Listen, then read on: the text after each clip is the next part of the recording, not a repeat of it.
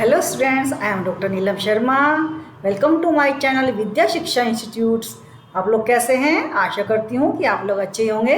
तो स्टूडेंट्स, जैसे हम टीचर एजुकेशन फोर्थ यूनिट को पढ़ते हुए आ रहे हैं, तो आज हमारा 6th लेक्चर है टीचर एजुकेशन के ऊपर। तो कल हमने जो आपको ट्रांजैक्शनल अप्रोच में एक टॉपिक करा दिया था। तीन इसके मेथड हैं: expository, collaborative and experiential learning. तो मैंने आपको एक्सपोजिटरी पिछले वाली वीडियो में करा दिया गया था। अब मैं करा रही हूँ आपको कोलैबोरेटिव लर्निंग। अब कोलैबोरेटिव लर्निंग क्या होती है? कोलैबोरेटिव लर्निंग ये होती है कि जो ग्रुप होता है स्टूडेंट्स को, उनको हम कोई टास्क देते हैं पूरा करने के लिए, और जो टीचर होता है वो जो है टीचर उन पर नज़र स्टूडेंट्स को के मतलब इर्द गिर्द घूमते रहते हैं, और जहाँ कहीं समस्या कुछ तो स्टूडेंट्स अपने आप इस समस्या का समाधान कर लेते हैं, कहीं कहीं टीचर भी उनकी जो है सहायता करते हैं। जो क्वेश्चन कई वो हो जाते हैं कि कई क्वेश्चन अटक जाते हैं, तो उनको क्वेश्चन का आंसर भी टीचर देते हैं। तो इस तरीके से कोलैबोरेटिव लर्निंग होती है। ये एक्चुअली क्या है कि ये एक ग्रुप लर्निंग है। बेसिकली ये एक ग्रुप लर्निंग है जिसमें जो है स्टूडेंट्स जो है किसी टास्क के ऊपर कार्य करते हैं, है ना। जैसे कोई रिसर्च प्रोजेक्ट भी हो सकता है, कोई फील्ड एक्सपेरिमेंट भी हो सकता है, लेबोरेटरी एक्सपेरिमेंट भी हो सकता है, इंटर्नशिप भी, बहुत सारे इसके रूप हैं। तो स्टूडेंट्स, इसमें जो है मेथड में क्या है कि पहला क्या है इसमें कोलैबोरेटिव लर्निंग में पीयर लर्निंग। क्या है? Peer learning. क्योंकि ये स्टूडेंट्स पीयर लर्निंग की समूह में है स्टूडेंट्स, तो इसलिए पीयर लर्निंग है क्योंकि समूह में है। ये जो हमारी जो समूह में बच्चे पढ़ते हैं ना, तो ये हो गई हमारी पीयर लर्निंग। और दूसरा हो गया हमारा पीयर लर्निंग हो गई, और फिर हो गया हमारी पीयर इंस्ट्रक्शन। क्या है? Peer instruction. पीयर इंस्ट्रक्शन क्या कि जो है पीयर इंस्ट्रक्शन के सभी बच्चों को इंस्ट्रक्शन देते हैं टीचर, है ना। पीयर इंस्ट्रक्शन आपस में एक दूसरे को इंस्ट्रक्शन, आपस में भी एक दूसरे को कहते हैं, बातचीत करते हैं, समझाते हैं एक दूसरे को, करते हैं ना। और स्मॉल ग्रुप्स भाई टीचर ही देते हैं ना इंस्ट्रक्शन स्टूडेंट्स को, और आपस में एक दूसरे को वो कंट्रीब्यूशन भी देते हैं, और एक दूसरे के साथ अच्छे से मिलकर पढ़ते हैं बच्चे। तो अब जो है why should we use this type of learning? क्यों यूज करते हैं हम इस तरह की लर्निंग? क्यों यूज करते हैं? Why we use? Because the educational experience because the educational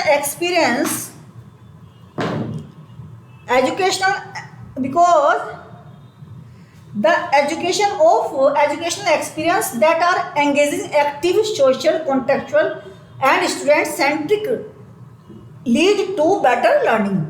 क्यों हमें ये इस टाइप की लर्निंग हमें क्यों चाहिए? क्यों होनी चाहिए इस टाइप की लर्निंग? इसलिए होनी चाहिए क्योंकि जो एजुकेशनल एक्सपीरियंस होते हैं ना, एंगेज, जैसे गेट टुगेदर, जो बच्चे आपस में बैठे हुए हैं ना, सारे के सारे बच्चे बैठे हुए हैं, तो सबकी जो बुद्धि है, सबकी जो ज्ञान है, सबका जहाँ इकट्ठा हो रहा है ना ज्ञान, कुछ कोई ऐसे बता रहा है, कोई ऐसे बता रहा है कि इसका हल ऐसे होगा, कोई कह रहा है कि इसका हल ऐसे होगा। तो इस तरीके से आपस में जो है बच्चे पढ़ते हैं, एंगेज रहते हैं और एक्टिव रहते हैं, सब एक्टिव रहते हैं, सक्रिय रहते हैं, सोशल होते हैं, क्योंकि सारे गैदरिंग में है। कॉन्टेक्चुअल संदर्भ, जो जिस संदर्भ का तुम्हें क्वेश्चन दिया गया है या प्रोजेक्ट दिया गया है या जो कोई एक्सपेरिमेंट दिया गया है, उसमें आप कार्यरत रहते हैं, मतलब उसको आप करते हैं। और स्टूडेंट सेंट्रिक, क्योंकि स्टूडेंट यही कर रहे हैं, इसको टीचर केवल बाहर खड़ा हुआ देख रहा है ना। जब बहुत आवश्यकता पड़ने पर ही अपने किसी क्वेश्चन का आंसर देते हैं। लीड टू बेटर लर्निंग, ठीक है। Team building experience, team building की बच्चों के अंदर टीम वर्क करने की आदत पड़ती है। स्टूडेंट्स एस्टेब्लिश ग्राउंड रूल्स, ठीक है, कि ये करेगा, आपस में बांट लेते हैं ना, रूल्स बना लेते हैं। Students assign roles to the students and change the rule to the students. और मतलब कि कुछ जो है क्या करते हैं, रोल्स दिए जाते हैं कि तुम ये काम करोगे, ये काम तुम करोगे, ये काम तुम करोगे। जैसे प्रोजेक्ट में फाइल तुम लेके आओगे, या जो है क्या नाम मटेरियल तुम लिखोगे। इस तरीके से जो उनको काम दिया जाता है, या फिर एक्सपेरिमेंट में 4 चीज़ तुम ले आओगे, 10 चीज़ तुम ले आओगे। इस तरीके से उनको काम बांटा जाता है। और encourage the students handle the problem, और हैंडल करने के लिए एनकरेज किया जाता है कि हाँ आप इस समस्या को या इस कार्य को पूरा कर लेंगे। Encourage student to rate each other contribution, एक दूसरे के कंट्रीब्यूशन को रेट करते हैं स्टूडेंट्स की। आप तुमने ये तो वेरी गुड, तुमने भी भैया ये किया, तो एक दूसरे को क्या करते हैं स्टूडेंट? रेट करते हैं। स्टेप 1 पे आप इसमें जो है स्टेप्स हैं। स्टेप्स कौन से हैं? Steps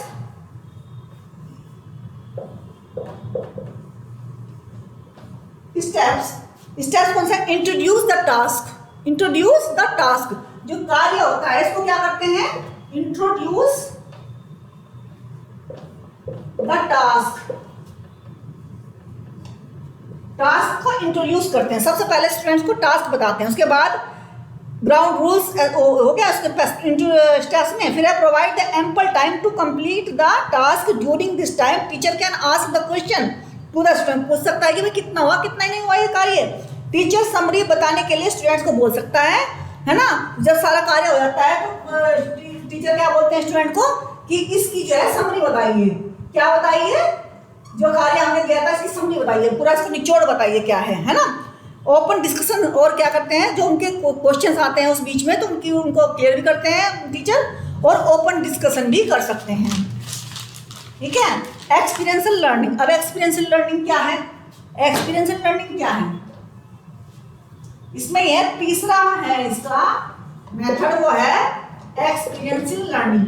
experiential learning. अब ये क्या है? Experiential learning activities can include internship, laboratory experiment, field studies, practical research etcetera. Provide learning through experiences will include the possibility to learn. किससे लर्न करेंगे? मतलब उनको दिया जाता है, उनको एक मौका दिया जाता है लर्न करने का। From mistake to success. From mistake to success, गलतियां करेंगे और उनसे सीखेंगे। तो इसी संदर्भ में डेविड कोल्ब ने एक जो है मैथ बताया है अप्रोच, उन्हें बताई है कि डेविड कोल्ब ने बताई है 1984 में एक डेवलप किया था, क्या है ना, जब जिनके चार एक ऐसा अधिगम प्रोसेस अधिगम जो है उन्होंने तैयार किया था जिसको चक्रीय कहते हैं। क्या कहते हैं इसको? चक्रीय। 4 स्टेज, 4 स्टेज इसमें है। 4 स्टेज। कौन से 4 स्टेज है इसमें? पहले हम डिटेल में देख लेते हैं। जैसे पहला है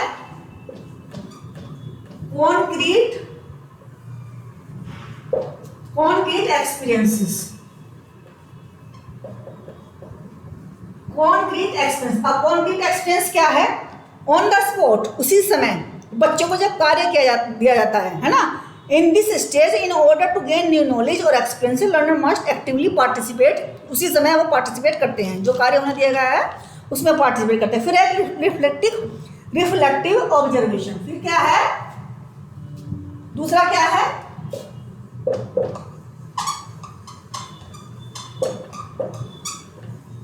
रिफ्लेक्टिव ऑब्जर्वेशन। ठीक है, ये है। इसमें क्या करते हैं? A learner steps back to reflect. जब कार्य दे दिया गया तो लर्नर क्या करता है? थोड़ा पीछे हटके पूरे कार्य को एनालिसिस करता है और उस पर थिंक करता है। उसके बाद में आस्क क्वेश्चन और discuss the experience with other. तो आपस में बच्चे बैठे हुए, जैसे कोई समस्या दे दी गई तो बच्चे अब बैठे हुए हैं तो बच्चे एक दूसरे से पूछते हैं, डिस्कस करते हैं, क्वेश्चन भी पूछते हैं और एक्सपीरियंस शेयर करते हैं आपस में, स्टूडेंट्स आपस में बैठे हुए। अब आ गया third, abstract conceptualization. Abstract conceptualization. Abstract conceptualization ये है। The learner moves to this stage when he begins to classify concept, interpret, compare and form conclusion based on them।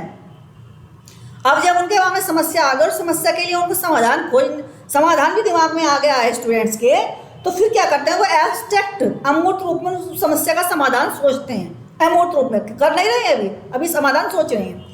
तो क्लासिफाई करते हैं उसको, क्या सही रहेगा, क्या गलत रहेगा, यहाँ ये लगाना ठीक रहेगा, यहाँ ये इक्विपमेंट लगाना सही रहेगा, या यहाँ ये लेसन के नीचे जो है टाइटल सही रहेगा, या फिर जो अगर जो जिस तरह की प्रॉब्लम है उस तरीके का विचार करेंगे ना स्टूडेंट्स। तो इंटरप्रेट करेंगे, कंपेयर करेंगे, फॉर्म और फिर निष्कर्ष निकालेंगे, form conclusion based on them, उन पर आधारित वो कंक्लूजन निकालेंगे। अब है फोर्थ कौन सा है, वो है एक्टिव एक्सपेरिमेंटेशन।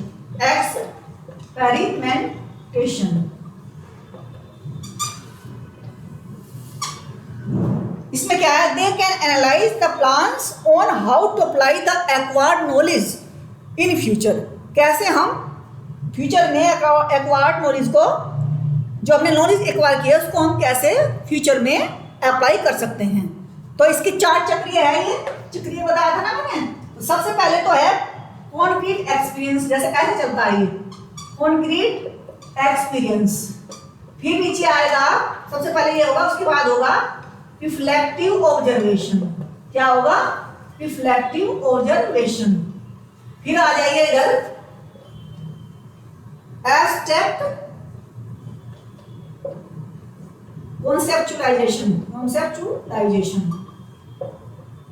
ठीक है। फिर यहां आ जाते हैं आप एक्टिव एक्सपेरिमेंटेशन।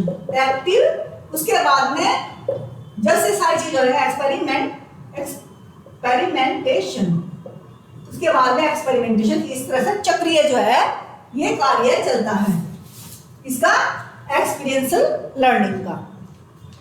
तो teachers role is to encourage learning engagement with challenging situation दी जाती है स्टूडेंट्स को, एक्सपेरिमेंटेशन एंड ड्राइंग कंक्लूजन। जैसे कि लेबोरेटरी में दिया था ना कि कुछ निर्माण करो ना, इस तरीके से help the learner to relate theory with experiences. उनको थ्योरी समझा दी गई है, अब वो उसको एक्टिवली क्या कर रहे हैं, एक्सपीरियंस कर रहे हैं। कुछ इसके जो है फॉर्म्स हैं ऑफ एक्सपीरियंशियल लर्निंग के, जैसे कि internship, service learning, cooperative education, clinical education, student teaching या फिर टीचिंग प्रैक्टिस कह लीजिए, प्रैक्टिकम जो प्रैक्टिकल कराते हैं, under graduate research experience, description, thesis writing, community based field work, lab based experimentation etcetera, है ना, ये हो गए।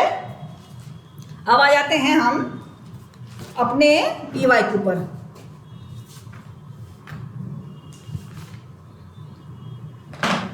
आइए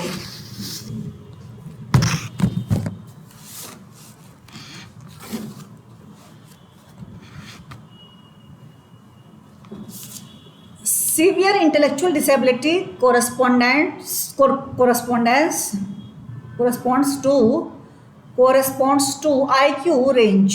गंभीर बौद्धिक अक्षमता के लिए बुद्धिमत्ता प्रास है, क्या है, 0 से 20 तक, 20 से 35, 35 से 50 व 50 से 70।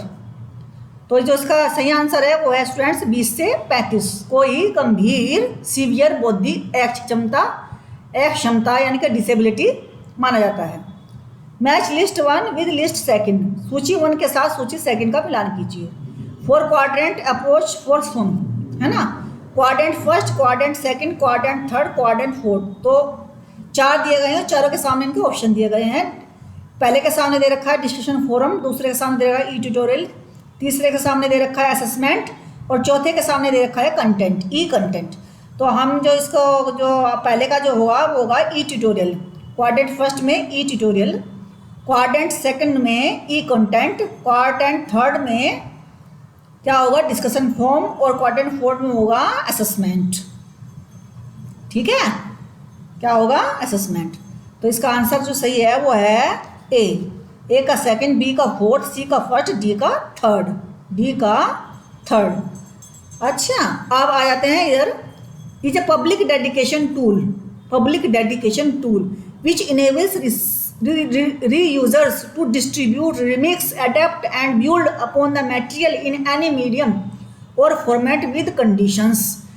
एक जन समर्पित साधन है जो पुनः प्रयोगताओं को बिना किसी शर्त, किसी भी माध्यम या प्रारूप में सामग्री वितरण, मिश्रण, समायोजन और निर्माण करने की अनुमति देता है। क्रिएटिव कॉमन्स वाला टॉपिक मैंने आपको जब लीडरशिप वाला पढ़ा रही थी मैं, मैनेजमेंट वाला, मैंने वहाँ भी आपको कराया है, आप मेरी प्लेलिस्ट में जाकर देख सकते हैं। तो वहाँ बहुत अच्छे से समझा दिया था मैंने, जितने भी 6 के 6 हैं पूरे पढ़ा दिए थे। तो जो इसमें CC/ND दे रखा है, CC/ND दे रखा है, CC/0 दे रखा है, CC/SA दे रखा है, CC/ND दे रखा है, तो इसमें CCO 0 है, यानी कि एक जनसमर्पित साधन है ये, जो पुनः प्रयोक्ता को बिना किसी शर्त, किसी माध्यम या प्रारूप में सामग्री वितरण, मिश्रण, समायोजन, निर्माण की अनुमति देता है। यानी कि बिना किसी कोई भी बाध्यता नहीं है, बिना बाध्यता के ये सारे जो है उनको वो देता है अनुमति, ठीक है, परमिशन देता है लाइसेंस को यूज करने का, 0 लाइसेंस के तहत पुनः प्रयोक्ता सामग्री को बिना किसी प्रतिबंध के उपयोग, संशोधित और वितरित कर सकते हैं। अब है major characteristics of experimental research, कौन सी है? Manipulation of independent variable, inclusion of testing variable, control of intervening variable, treating the independent variable, pre test, post test, design. तो students, manipulation of independent variable ये experimental research का एक महत्वपूर्ण वो है ना, और कंट्रोल ऑफ इंटरवेनिंग वेरिएबल ये भी है, दोनों शब्द जो है इनसे जुड़े हुए हैं एक्सपेरिमेंटल रिसर्च से। तो जो है इसका जो आंसर सही है वो है AACE, pre test, post test, design. Manipulation of independent, control of intervening, pre test, post test, design. तो ये इसका सही आंसर है। If Ramesh can successfully solve 60% of question in the chapter of modern history in class 9th test of history where passing percentage is 50, it will be termed as criterion based माना जाएगा, non reference test माना जाएगा, या diagnostic test माना जाएगा, या remedial test माना जाएगा। तो जो इसका जो सही आंसर है स्टूडेंट्स वो है क्राइटेरियन डिफरेंस टेस्ट, मापदंड संदर्भित परीक्षण, ठीक है। जैसे कि हम पेपर देते हैं, MA के देते हैं, BA के देते हैं, उनमें मान लीजिए 100% 33% पे पास होना है, किसके 60% आ जाए, है ना, तो कोई डिवीजन आ जाएगी ना, पासिंग मार्क्स तो 33% ही है। तो इस तरीके से सूची 1 के साथ सूची 2 का मिलान कीजिए। Match list 1 with list 2, systematic sampling, cluster sampling, quota sampling, snowball sampling. तो इनके सामने दे रखा है large and widely dispersed population in formats, है ना, simple random sampling, non probability stratified sampling. तो इसका जो सही आंसर है वो आंसर सही है C।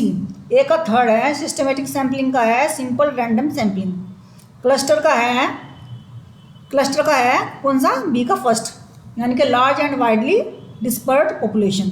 कोटा का कौन सा है? C का है 4th, non probability stratified sampling. और D का स्नोबॉल का है इन्फॉर्मेंट्स। तो ये आंसर सही है इसका C। A 3rd, B का 1st, C का 4th, D का 2nd। Internal and external criticism are the process involve in. Historical research दे रखा है इसमें, सर्वे रिसर्च दे रखा है ऑप्शन में, एक्सपेरिमेंटल रिसर्च दे रखा है, एक्सपोस्ट फैक्टर रिसर्च। तो जिसका सही आंसर है स्टूडेंट्स वो है हिस्टोरिकल रिसर्च है। 8 क्वेश्चन 8 है, पोकायोका is a Japanese term introduce by सिंगो